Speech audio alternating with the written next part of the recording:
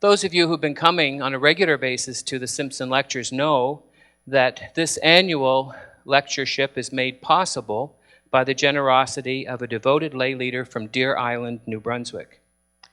Gerald Simpson had a vision for pastoral and lay leaders to be strengthened in their ministries. He wanted scholars in the area of preaching and the practice of ministry to come among us and encourage and challenge us to better thinking and practice for local church ministry. Through the years, there have been those who've come among us who've done just that.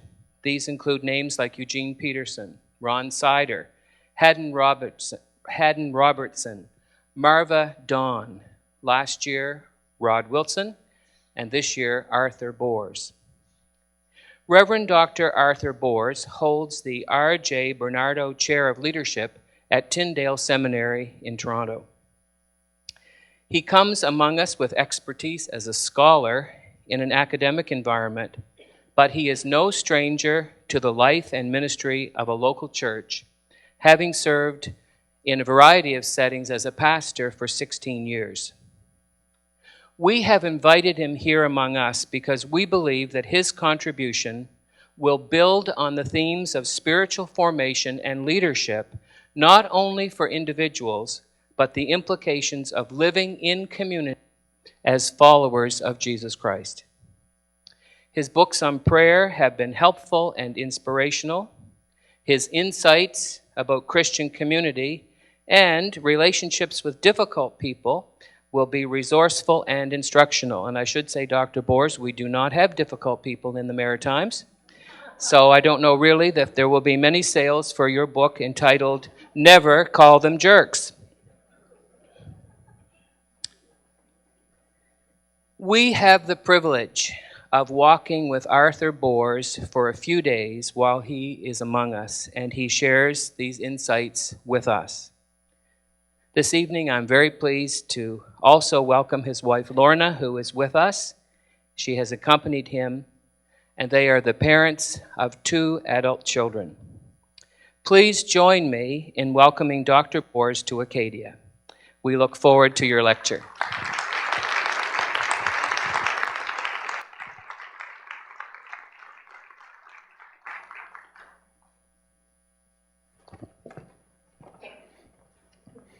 Welcome. Thank you, Harry. Just as you begin this evening, I'd like for us to offer a blessing for the presence of God among us. Let us pray. Gracious God, we thank you for your presence in our lives day by day, hour by hour. We thank you for Arthur Boers and for bringing him safely to us. We pray that you would bless him and us together for greater insights in terms of a closer relationship with the Almighty God and in communion and fellowship with one another for the sake of the world. In the name of Jesus we pray. Amen. Amen.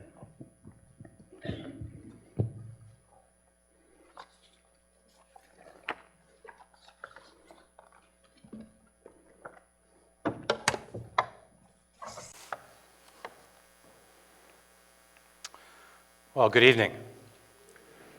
I'm really glad to be here, and I want to thank Acadia Divinity School and the Reverend Dr. Harry Gardner for this invitation. I've been looking forward to this occasion for a number of reasons, and I'm glad that time is upon us, and I'm looking forward to our next few days together ahead. Whenever I get introduced at an event, I remember an adult Sunday school class in a Mennonite congregation that had the practice of every year giving out an award, for every year this adult Sunday school class gave out an award for the most humble person of the year. And they did this for a number of years, and then eventually they had to discontinue the practice because the person that they'd given the button to had the nerve to wear it.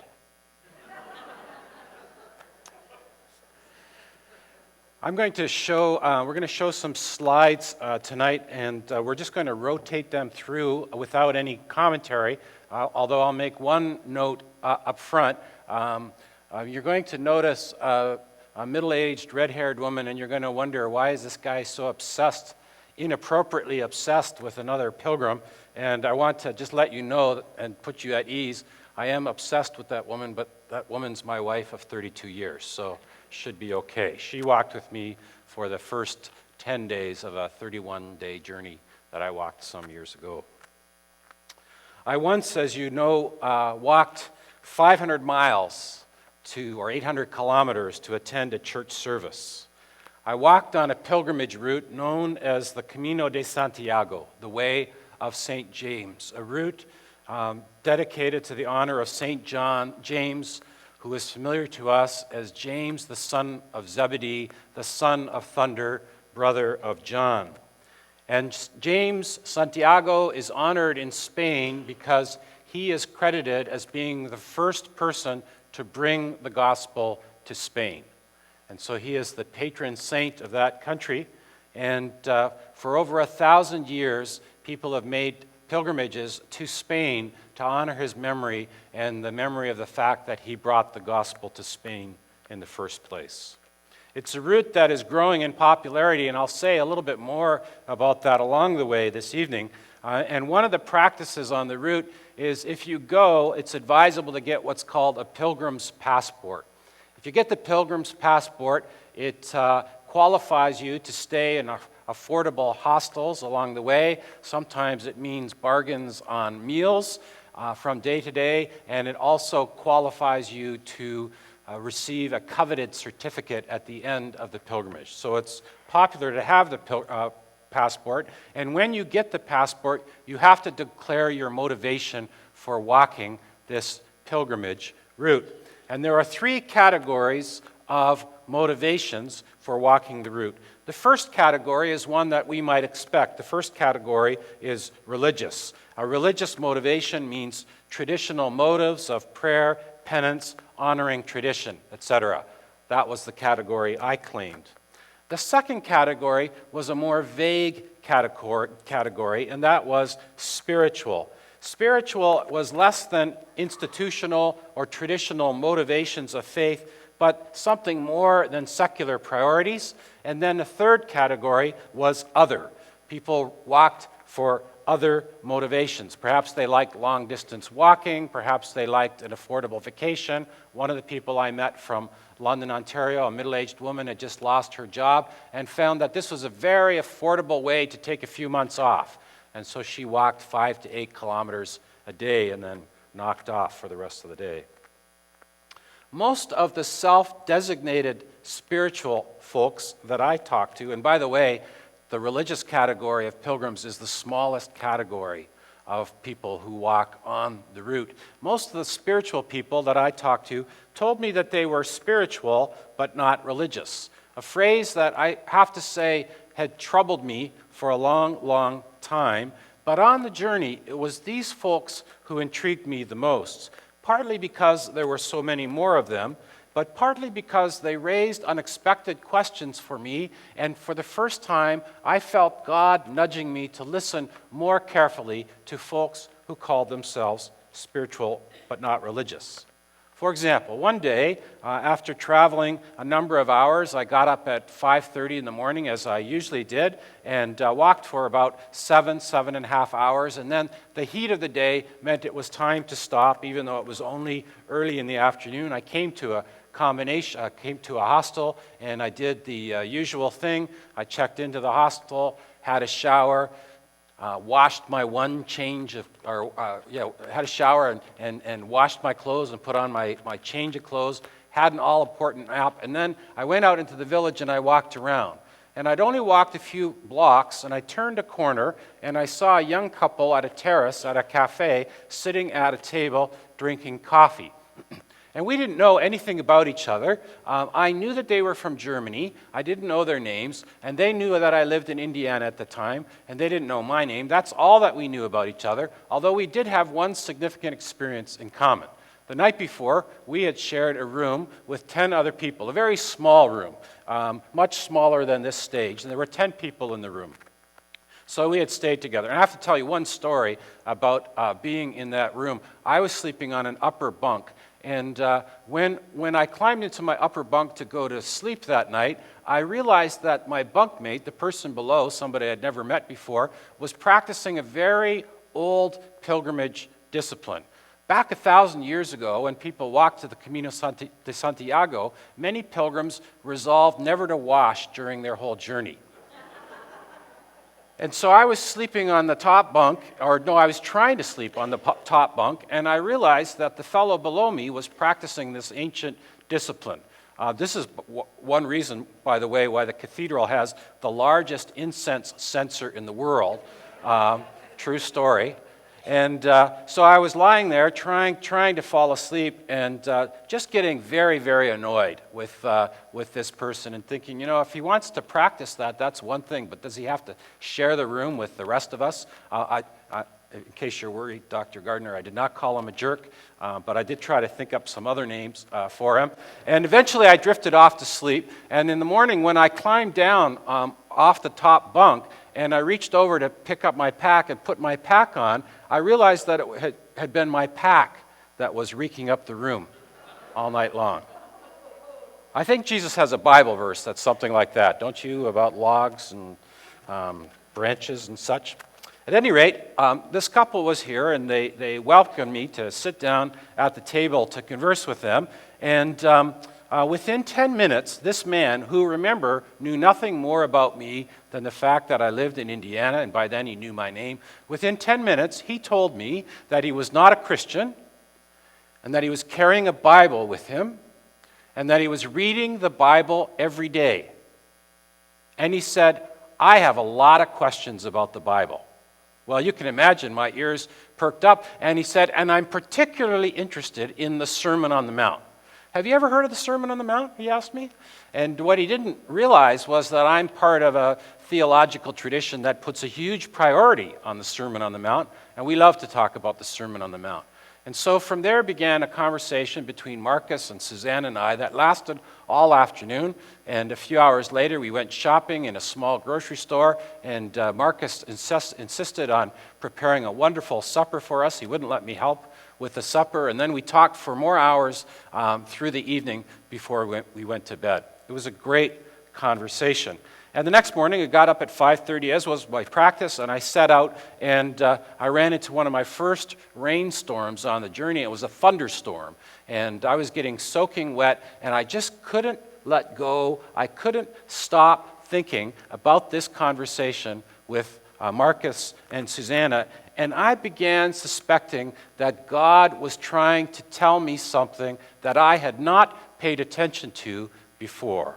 I began to hear something new, because that conversation was the first time that I ever in my life listened carefully and attentively to someone who professed to be spiritual but not religious, a phrase I had dismissed previously. And I concluded that a primary message God wanted me to hear on this pilgrimage was to take contemporary seekers more seriously and to listen to them more carefully. Now, this route is astonishing for a number of reasons, and one of the greatly surprising things about this route is how popular it is. Back in medieval times, it was one of the three most important pilgrimage destinations. There was the Holy Land, there was Rome, and there was the Camino de Santiago. 1,000 years ago, millions of people went to Santiago.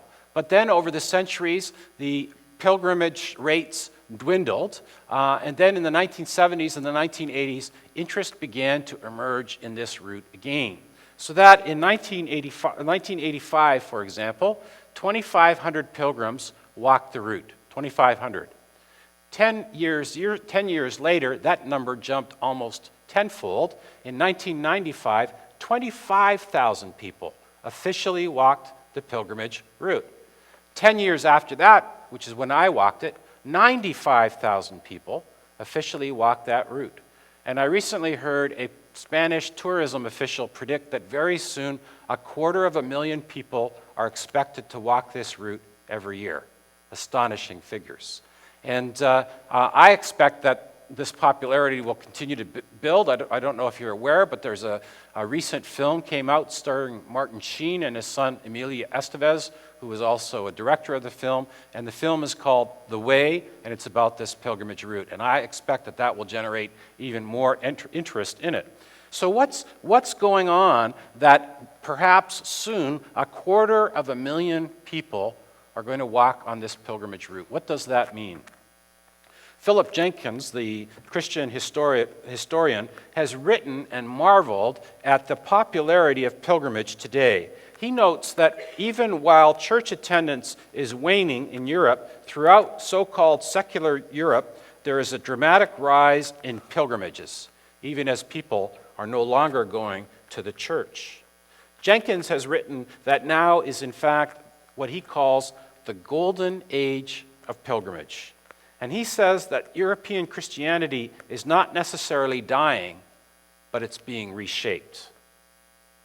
I believe that the Camino has become a focus of religious and spiritual longing, and that it attracts an extraordinary array of people who in our culture are seeking for, longing for something more.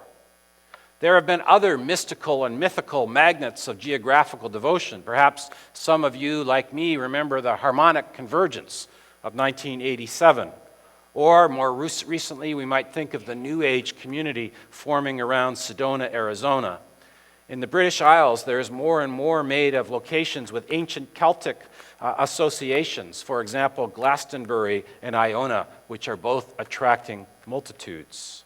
Many people today believe that particular settings have peculiar energies and are so-called thin, so that the dividing line between earthly and spiritual realities is flimsy. There's a philosopher named Albert Borgman who's a big influence and inspiration for me, and he argues that once abundant inspirational places are disappearing. Whether we're talking about wilderness or cathedrals or compelling and beautiful architecture, he says that these inspiring places are dwindling and disappearing, and they're being displaced by landscapes and lifestyles that revolve completely around certain uses of technology. Others have written about this kind of phenomenon as well, describing our current surroundings as the geography of nowhere or the geography of non-places. Our landscape is dominated by retail strips, shopping malls, box stores, major highways, and we might borrow Gertrude Stein's famous quote, "There's no there. I remember a CBC radio gag a few years ago about Guelph, the city of Guelph, that went something like this. Please meet me at the Tim Hortons at the corner of Main and Maple. Not the Tim Hortons at the southeast corner, and not the Tim Hortons at the southwest corner, and not the Tim Hortons at the northwest corner, but the Tim Hortons at the northeast corner, please."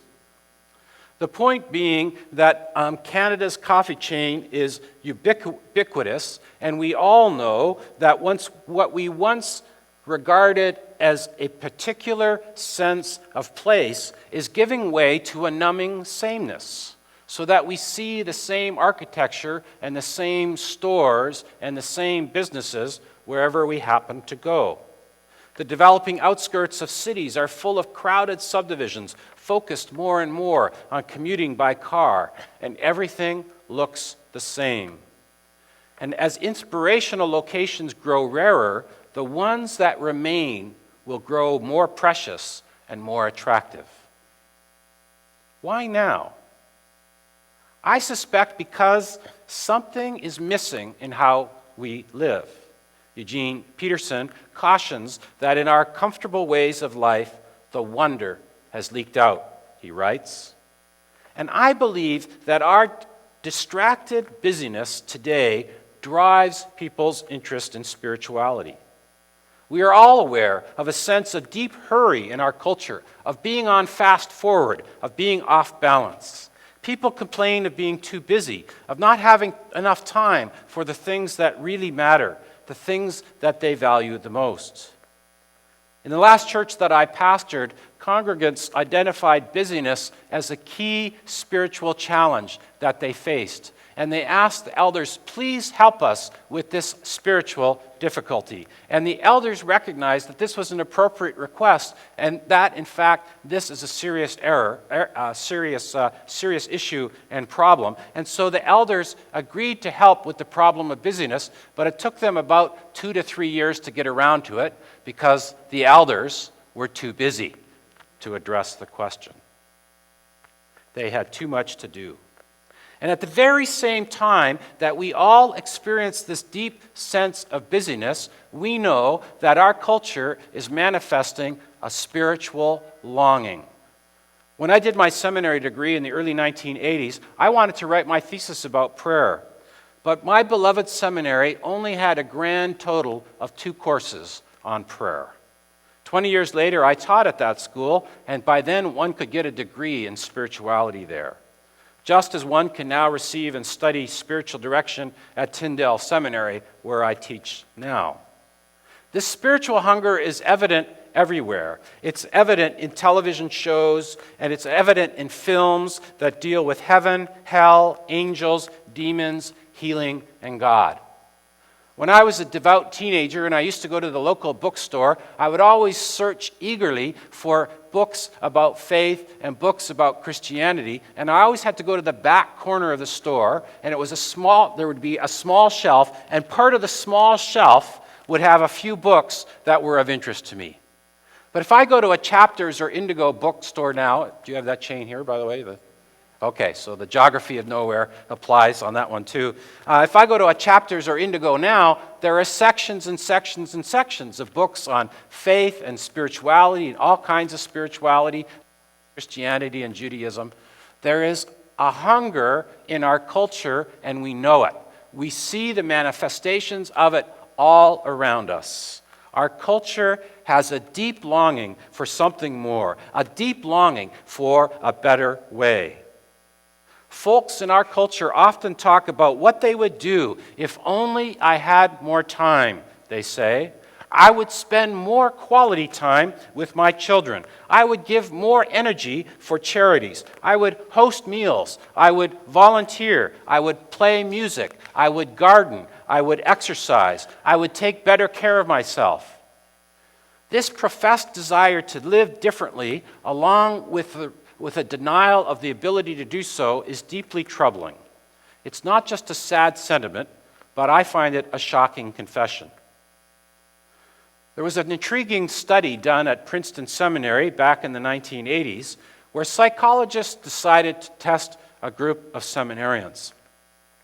And the psychologists told the seminarians that they were being given the assignment to do an extemporaneous sermon, a little sermon, on one of 2 topics, either on vocation or on the parable of the Good Samaritan.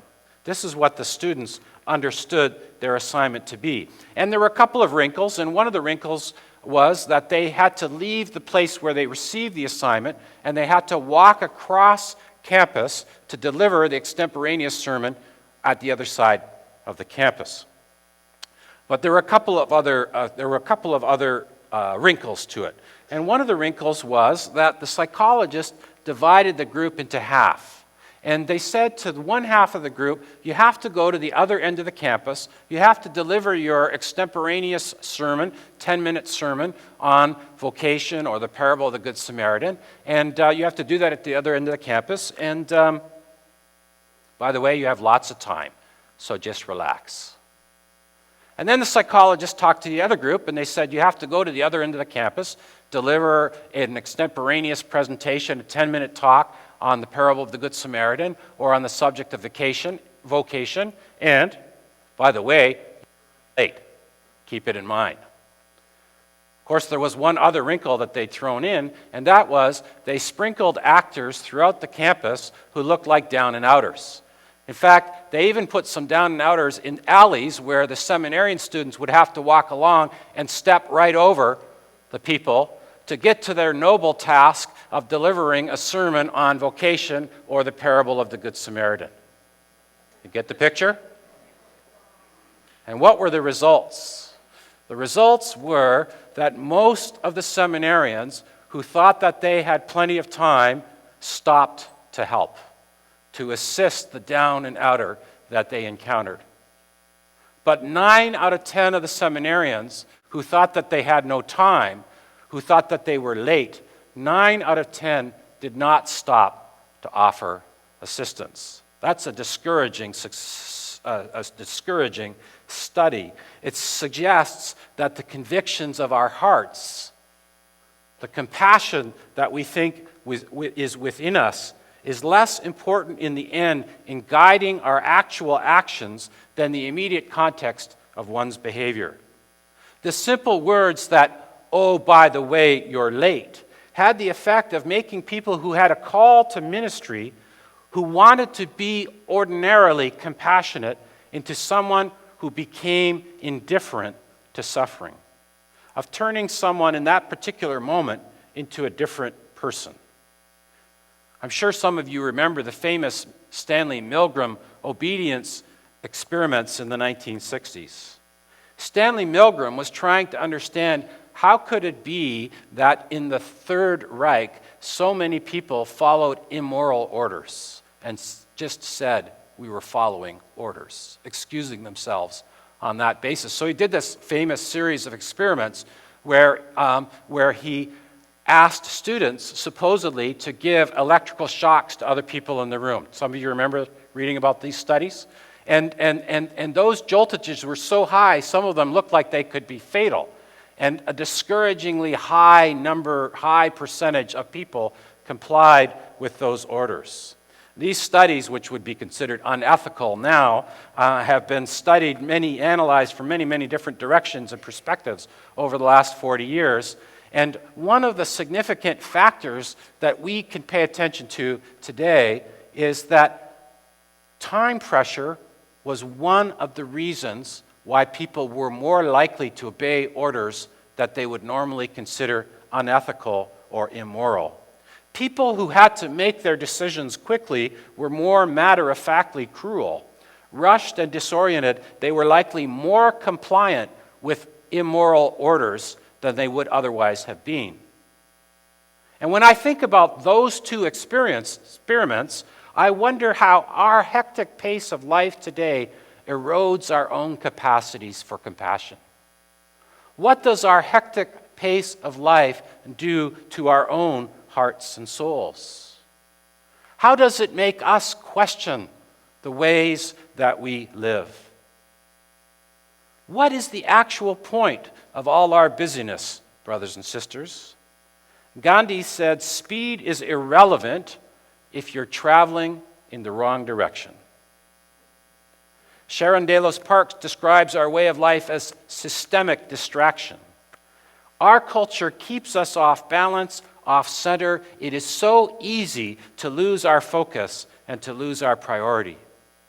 People who today complain about busyness are not doing so because they are cranky or misguided. People complain about this because at some level they realize that there is something awry with how we're living. They know that this is not the way that it's supposed to be. And the good news, sisters and brothers, is that it does not have to be this way. The good news is that we can live a life of joy. We can live a life of abundance. And joy happens when our inner lives and our inner convictions and our outer lives are consistent with each other. Joy happens when we live in a way that is divided no more. Joy happens when we choose a life that is abundant. And we can make that choice. There are many challenges today that face us before such choices. And a good deal of our uneasiness has to do with how we relate to and rely on and center our lives around evolving technology. Now let me be clear. Technology I have a simple definition of technology. Technology is any modification of the natural world. And so you and I use technology every day, all the time. There is no human culture possible without technology. Cooking, growing food, wearing clothes, playing musical instruments all involve technology. Nevertheless, we need to exercise discernment when it comes to technology. Martin Luther King Jr. once noted, "We have allowed our technology to outrun our theology." I am not opposed to technology. In fact, I don't know anyone who is opposed to technology. Several of my family members over the years have been seriously ill, and medical know-how and amazing machinery relieved pain and prolonged lives. And so there's much to celebrate, and there's much for which to be grateful. Still, there are also questions that need to be asked. There are still issues that are at stake. For example, although studies show that using cell phones, even hands-free models, impairs driving, much like alcohol, and that cell phone use while driving makes collisions more likely, causing as many as 2,600 traffic deaths per year in the U.S., not to mention over 300,000 accidents, people, as you know, continue this practice. I don't know if there's legislation about it here in Nova Scotia, but it's illegal in Ontario. And every day I see people using their cell phones while driving. In fact, such cell phone use is likely growing, and many cell phone companies have resisted legislation to restrict driving while talking on their mobile phones. In the past, as you know, Christians used to oppose drinking and support temperance. But I am not aware of any Christian group that has taken this issue seriously, of any Christian group that has waged a campaign against using cell phones while driving, or even has talked about this issue.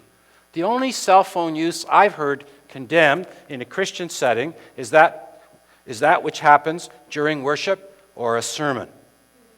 Yet we all know that this is a dangerous daily reality. Many of our Christian acquaintances and friends drive and use phones at the same time, and whenever I go to church, before church and after church, I see people on their phones as they enter the parking lot or as they leave the parking lot. Why are we not talking about these kinds of things?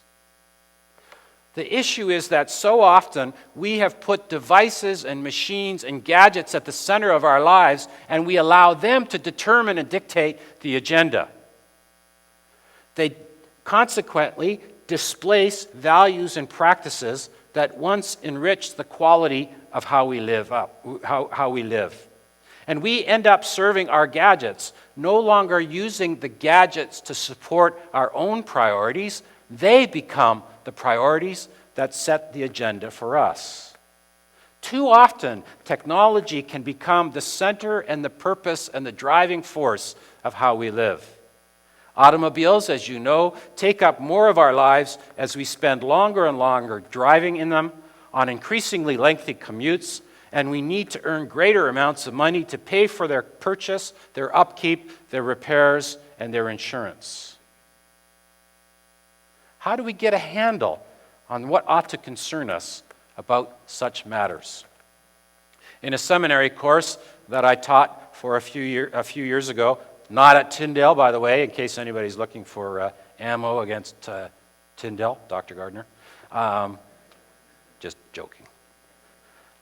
So I taught a graduate student course on personal spirituality, and one of the things that I required was that all of the students develop a personal rule of spirituality, spiritual practices, and disciplines that they would observe for the semester. One graduate student that I worked with was in the last semester of her degree, and she felt particularly stressed, I remember. And no wonder, really. She was a newlywed. She was holding down a job. She was supervising the student residence where she and her husband lived. And she realized that if she wanted to be a spiritually disciplined person, something had to give. There's a saying, that the secret of the spiritual life means the willingness to miss almost everything. So something had to give in her life. And so she developed a rule about how she would live for this semester, and she decided that for the duration of this semester, she would cut down her TV watching time, and she would watch a grand total of only 2 hours per day. 2 hours per day. That's actually a sacrifice compared to most North Americans. The North American average of television watching is 3 hours a day, besides all the other screen time that we have added into our lives. One of the most important questions that we need to ask about how much time we spend on and with our devices, and what is also one of the most ignored questions. And that is, we need to pay attention to what is displaced, what is supplanted by such habits. Albert Borgman has said, what concerns or distresses one about technology is its tendency to destroy or displace things and practices that grace and orient our lives. Vital priorities and values often get shunted aside by how we choose to use our technology. TV, for example, has displaced family time, volunteer time, prayer time, and even worship time. The Wonderful World of Disney and Ed Sullivan in the 1950s and 1960s lured many away from Sunday evening church attendance. And as we know, Sunday evening services are a rarity now.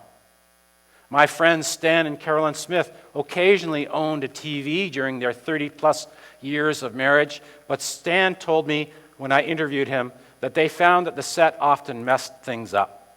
He said, you start to build your life around that instead of anything else that is important. What important things? I asked him. And his list included friends, church life, being outside, doing things as a family. What else might be displaced by our use of technology? The ways that we use cars displaces the exercise of walking to essential tasks and enjoying and appreciating nature and our surroundings. Bill Bryson has a great book about walking the Appalachian Trail, and he tells a story there of a woman who drove to the gym, a mile to the gym. She drove a mile to the gym to walk on the treadmill, and then would complain about the great hassle of trying to park when she went to the gym. Cars have displaced essential practices and values. Neighborhoods no longer are places to know our neighbors. Rather, they are characterized by roads to move vehicles swiftly and efficiently, and many of our neighborhoods don't even have sidewalks.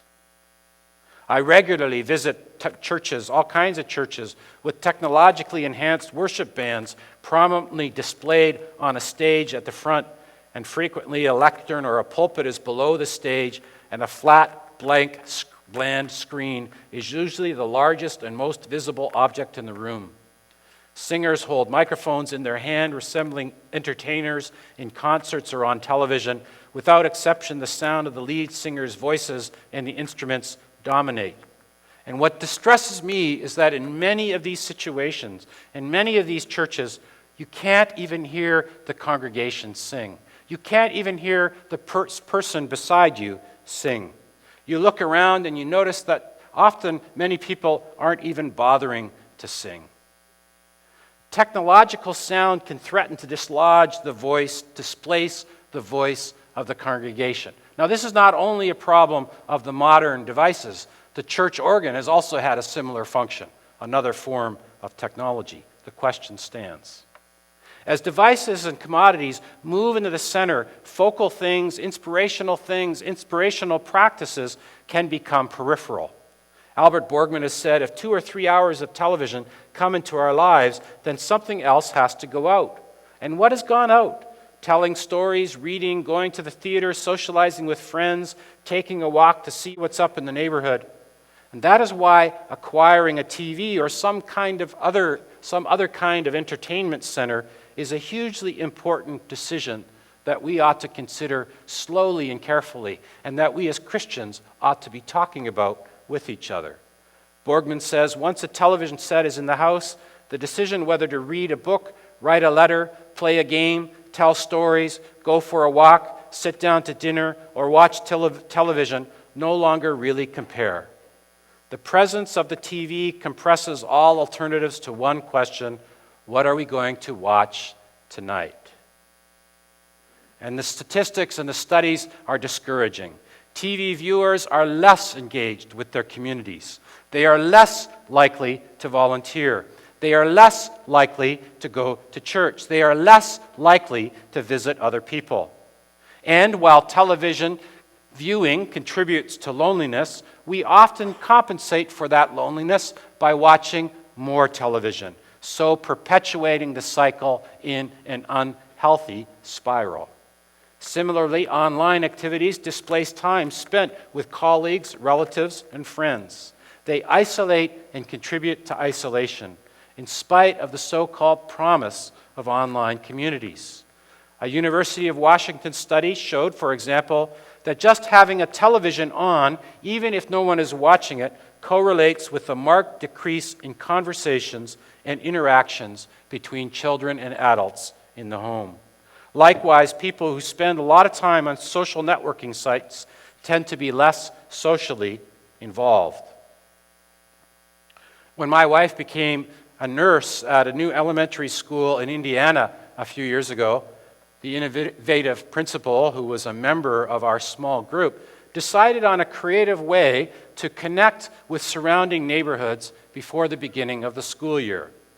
He had a passion for bettering nearby communities and proposed that on the Sunday afternoon before classes began, that staff and their spouses would tour the area on bikes as a way of getting acquainted with the children who would come to school in a few days. This would give us a first-hand glimpse at how and where the pupils lived. It would show us something about the neighborhoods that were served by this school. It would be a friendly way for staff to greet incoming students. And I have to tell you, we who went on the bike ride had a grand old time. It was a lot of fun. It was a good occasion as we chatted and we laughed and we joked and we got acquainted and we made new friends and we caught up with the news. But in 2 hours of riding, we saw a grand total of 4 students. And afterwards, we realized that most of those students had been inside the whole time on a beautiful summer Sunday afternoon, savoring the air conditioning, watching television, playing video games. There were that day, if you'll pardon the pun, virtually no students to encounter. We're all very good at naming the conveniences and benefits and blessing of technology. But we as believers have not done such a good job at enumerating the inconveniences, the displacements, the losses, the intrusions of our unconscious choices. But it does not have to be this way. Albert Borgman has urged and proposed an antidote. He says that we need to put focal practices and places and things, inspirational practices and places and things, inspirational divisions, we need to put them at the center of our lives as a way to counterbalance the potentially negative effects of technology, consumerism, devices. He says that devices only take their proper place when we show devotion, first of all, to the things, the practices, the people that matter most. He says that this is not a question of complaining about devices. He reminds us that we're not trying to take away good things from people. Rather, we're trying to give them something much better. He has this term about focal, focus, focal concerns, focal practices, focal things. What does he mean? He's talking about activities or objects that have 3 characteristics. And these are characteristics that we as Christians can naturally understand, because the clearest example of a focal practice is worship, worshiping God. What are these 3 characteristics that he names? First of all, he says, focal practices, things, and places have a commanding presence. What he means by that is that they take energy, they take effort, they make demands, they require discipline, they're beyond our control, they're beyond our ability to manipulate or consume. When I hike, I engage in a focal practice, and it can be strenuous, it can be hard on my body, but it also brings me into contact with realities that are much bigger than me. Forests, wilderness, rivers, mountains. Preparing meals is a focal practice that requires the discipline of working with food and learning how to work with food. Playing music is a focal practice. It requires the discipline of playing scales over and over again and getting to know a musical instrument well.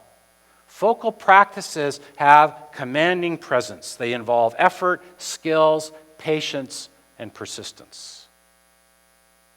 The second thing that focal practices and things do, according to Borgman, is that they have obvious and intricate and complicated connections with the wider world, including people and our ecosystem. So when my son plays a musical instrument, for example, he is linked all over the place. He's linked with his fellow band members who play along with him. He's linked to the people who listen to him play music. He's linked to the people who wrote the music. He's linked to his parents who made him take music lessons as a child when he didn't want to. He's linked to his grandfather, my father, after whom he's named, who was also a drummer, like Paul. There's an intricate array of connections that goes in many directions. And if you contrast that, for example, with an iPod, and I have an iPod, I like listening to my iPod, but the iPod is a very thin experience compared to the experience of somebody making live music in your presence. Gardening puts one in touch with the earth, but also with food and farmers and weather. When my wife bakes a loaf of bread, there are all kinds of lively connections that she makes in many different directions with the farmers who have grown the various ingredients, with the people who have shared bread recipes with her over the years, with the good bread that she has eaten in the past, and with the people that she shares her bread with. It's a much richer engagement than if I just take a microwave dinner and nuke it in the microwave. And the third reality, the third aspect of focal practices and things and places is that they have centering or orienting power. And what Borgman means by this is that they help us experience something as greater than ourselves, something of ultimate significance, and they remind us of what is most important. They remind us of what's most valuable. They bring us back to the crucial values upon which we can ground our lives. They put us in touch with deeply meaningful phenomena. Focal things, he says, move, teach, inspire, and reassure us. In one moment or another, we have all experienced some of them. Each of us can compile lists of moments where we felt alive, where we felt like we were in exactly the right place at the right time. Moments where we knew what was important. Moments worth celebrating and moments worth remembering. We've all had those kinds of experiences. Focal practices can include athletic endeavors, artistry, poetry, reading, writing, hospitality, quilting, flower arranging, meaningful work, and on and on. And just so, we can think of focal places and focal things, works of art, crafts, museums, wilderness, cathedrals. The opportunities to find matters focal are abundant. They're within reach. We do not have to deny ourselves these great blessings. And focal concerns have a value and worth that is completely beyond calculation. There's no bottom line that makes any sense. They engage us in so many and so variable and such subtle ways that no quantification can capture what they mean or what they do. A number of years ago, when my daughter was still in college, in a nearby college where we lived, she invited me to join her college's African American gospel choir.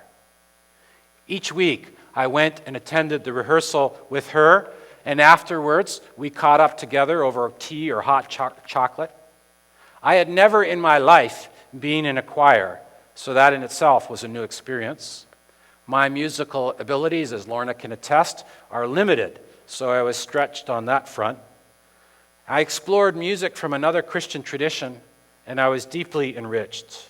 I encountered and engaged other students in the choir, including several from overseas.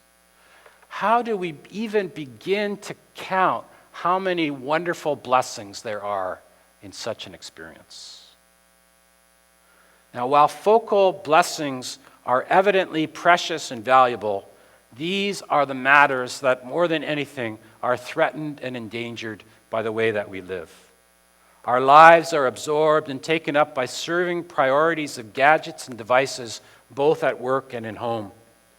When people wax nostalgic about the earlier days, the good days, which really were less busy than the ways we live now, they inevitably miss the focal practices that are gone.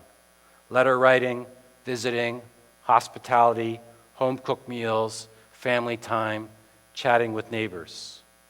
And you might remember that series of bumper stickers that were popular a few years ago. I'd rather be sailing or golfing or windsurfing or whatever. Those too were a declared longing for focal practices that have gone missing. Putting those notices on cars made a lot of sense, as driving is a primary culprit in refashioning our lives in unhelpful ways and taking time and opportunities away from our highest commitments and greatly restructuring church life. Over half a century ago, wilderness writer Sigurd Olsen wrote, "There is a restlessness within us, an impatience with things as they are, which modern life with its comforts and distractions does not seem to satisfy.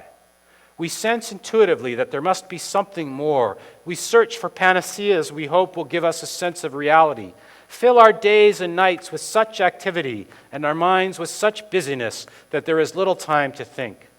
When the pace stops, we are often lost, and we plunge once more into the maelstrom, hoping that if we move fast enough, somehow we may fill the void within us. We may not know exactly what it is we are listening for, but we hunt as instinctively as sick animals look for healing herbs."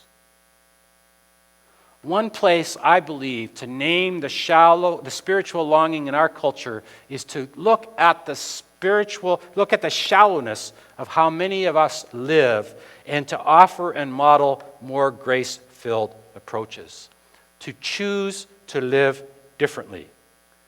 Lily Tomlin used to say, "For fast-acting relief from stress, try slowing down." We have choices, and some of these choices may be challenging, but they are within our power. Remember that, as Monica Helwig says, Jesus lived as though God reigned and none else had any power over him. And we have that choice as well. Things may be challenging, but God has more power, and God empowers us to live the abundant life that God longs for us to have. If I am correct that part of what drew pilgrims to the Camino was a longing for focal realities, then it is not surprising that many of the conversations that we had along the way had to do with what was missing or amiss in our own lives. The conversations raised questions about lifestyles, about jobs, about relationships. We made resolutions about how we would live differently once we returned home. Extended journeying, such as a 500-mile walk with ample times of solitude, prompts soul-searching about priorities and how to spend one's life. Willem of the Netherlands complained that he first thought his job would serve the needs of others, but he realized that he was actually spending most of his time serving and dealing with red tape, acting only as a bureaucratic functionary. Ingrid of Austria pondered new work that would allow her to live closer to family and friends. Yuki of Japan realized that her life was out of balance and that this could only be redressed by seeking another kind of employment. Hendrika of Belgium saw that her job did not contribute to the wider well-being of others, even though she had been trained as a social worker.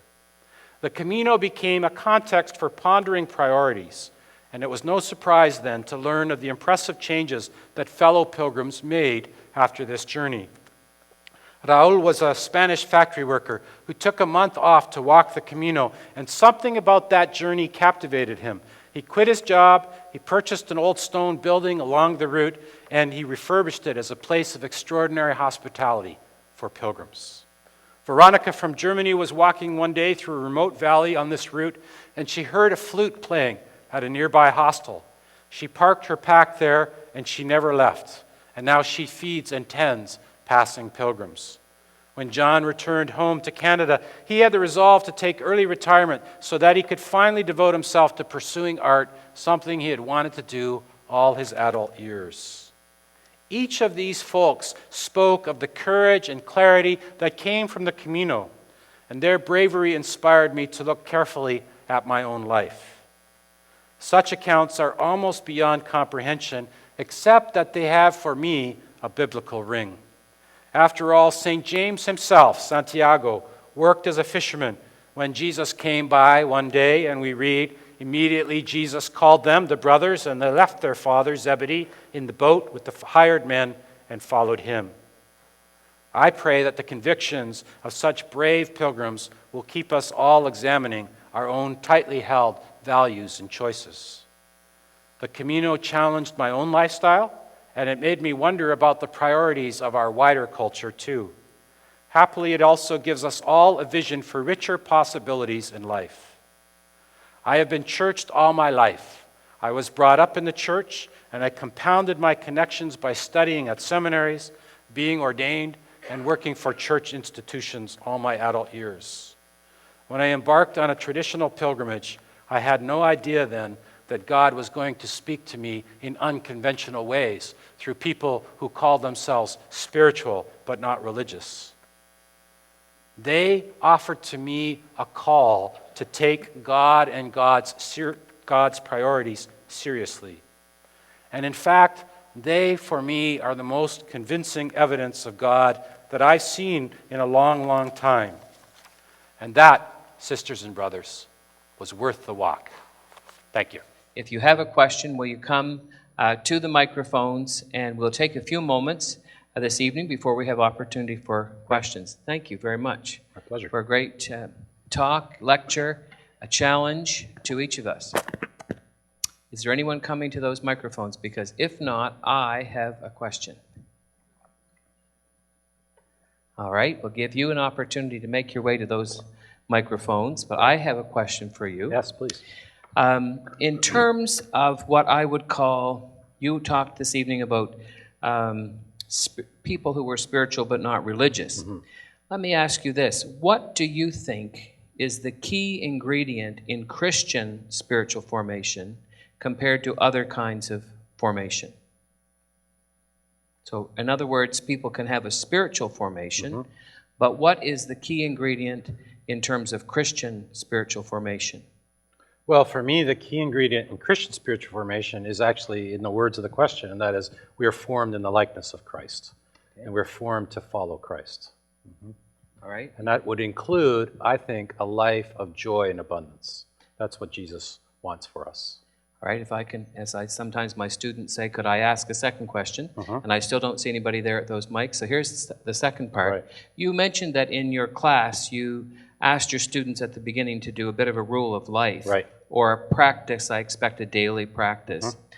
In terms of Christian spiritual formation, what would you say would be key ingredients for us all? I know there would be different components of a daily rule of life, but what would you say you believe would be critical in terms of practice? Right.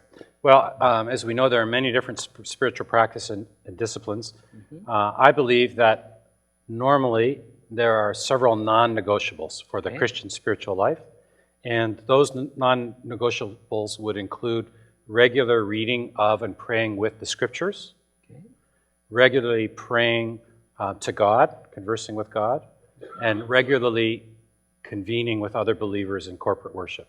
Those three are non-negotiable. There are different ways of reading the Bible and praying the Bible. There are different ways of praying regularly, and a lot of them are commendable. And none of us can do all of them, and none of them are appropriate for everybody either. So there's lots of room within that. But I would also say that I have found those three qualities of focal practices that Borgman talks about as hugely helpful to think about spiritual practices, and about worship. And I, for one, would like to have a different kind of discussion as Christians about worship. I think that we have gotten the questions wrong, or we're looking at the wrong things. The question is not PowerPoint or organ, or either, but the question is, can we take seriously these qualities about commanding presence, about connecting us deeply to God and other believers, and about orienting power? That would be very useful and fruitful, I believe. All right. How are we doing out there? We've got somebody maybe moving this direction. All right. Great. You can answer this as quickly or as lengthily as you like. Are you I hardly have any time. I'm running late. Are you saying that technology is not morally neutral? Well, I didn't comment. I didn't say one way or another. But I, in fact, do not believe that technology is neutral. If you want a question. Okay. So, good. and I'll give you a couple of examples. In the States, where I've spent a good part of my life, a lot of people like to say, guns don't kill people, people kill people, right? I don't find that a helpful saying, because in fact, guns are not neutral. Not just because of the power that they have or the bad things that they do, but I know a lot of police officers who don't want lots of people to have guns. Because if you have a gun, you resort to a gun much more quickly. If you try to kill yourself with a gun, you're much more effective than other means. If you get angry with somebody and you have a choice between a bat or a gun, the damage is much greater. So that would be an example. Another example would be if you're sitting in the living room at the end of a workday and you're sitting on your couch and on your coffee room table is a lovely Bible that somebody gave you when you were baptized or some significant moment in your life. There's a Bible there. And there's a remote control device, and there's an iPad, and there's a television. The compulsion to go in a certain direction will be much higher to rely on one of the gadgets than to read your Bible and to pray. And so, no, I don't think technology is neutral. Okay, good. Thank you, Greg. Join again in offering our thanks to our speaker. Thanks so much, Thank Arthur. you. Great challenge. Thank you very much. Appreciate it.